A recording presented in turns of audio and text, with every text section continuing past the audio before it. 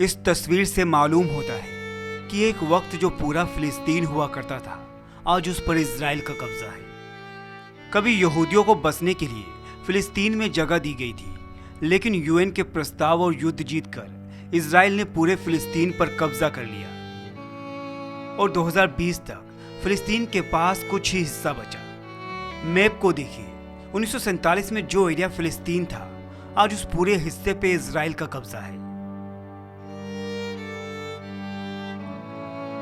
Israel फिलिस्तीनियों पर हमेशा ही जुल्म करता आया है और इस जुल्म को फिलिस्तीन सालों से बर्दाश्त कर रहा है। इजराइल निहत्थे फिलिस्तीनियों पर हथियारों से हमला करता है, बच्चों और औरतों पर जुल्म करता है। 1948 से ही फिलिस्तीन के लोग अपने देश और आजादी के लिए इजराइल के जुल्म का सामना कर रहे हैं। अब हाल ही में यरूशलेम में इजराइल पुलिस और फिलिस्तीनियों के बीच हिंसक झड़पें देखने को मिल रही हैं, जो तब शुरू हुई जब इजराइल ने पूर्वी यरूशलेम के शेख जर्रा इलाके से कई फिलिस्तीनियों को जबरन हटा दिया।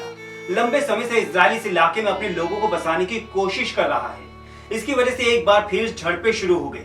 ये तनाव और ज्यादा तब बढ़ गया जब हथियारों से लैस इजराइल पुलिस ने यरूशलेम में मौजूद मस्जिद अल अक्सा में नमाज पढ़ रहे लोगों पर हमला कर दिया, जिसमें सैकड़ों फिलिस्तीनी जख्मी हो गए। इजराइल ने मस्जिद अल अक्सा के पास एक जगह आग भी लगा दी, जिसका यहूदी जश्न मनाते हुए भी देखे गए।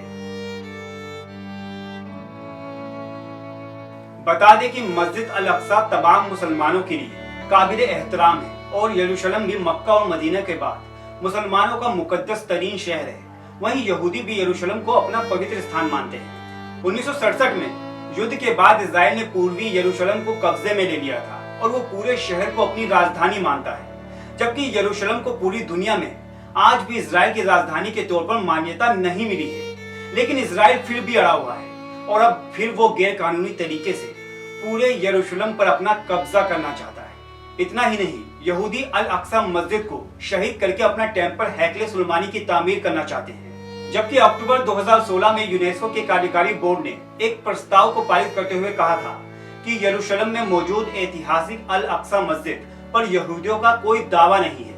अल अक्सा मस्जिद पर मुसलमानों का अधिकार है। फिर भी इजराइल सब चीजों को दरकिनार करके फिलिस्तीनियों पर जुल्म करता रहा है। लेकिन फिलिस्तीनियों की बहादुरी देखिए, जो 1948 से लेकर अब तक जालिम इजराइल का डटकर सामना कर रहे हैं। निहत्थे होते हुए भी बहादुरी उनके चेहरे से झलक रही है। मस्जिद अल अक्सा की हिफाजत के लिए वो अपनी जान तक कुर्बान करने के लिए तैयार है। इजराइल की नापाक हरकतों का अंदाजा इसी से लगाया जा सकता है कि जिस फिलिस्तीन में यहूदियों को बसने के लिए जगह दी गई, उसी फिलिस्तीन पर कब्जा करके यहूदी मासूम फिलिस्तीनियों पर हमला करते आए हैं। लेकिन बड़ा सवाल है कि आखिर कब तक दुनिया इजराइल के जुल्म पर खामोश रहेगी? क्या फिलिस्तीन के लोग इंसान नहीं है? क्यों दूसरे मुल्कों को फिलिस्तीन का दर्द नहीं दिखता? असल में सभी मुस्लिम देशों को चाहिए कि एकजुट होकर फिलिस्तीन को इजराइल से आजाद करवाए और इजराइल के जुल्म को खत्म करे, ताकि फिलिस्तीन आजाद हवा में सांस ले सके।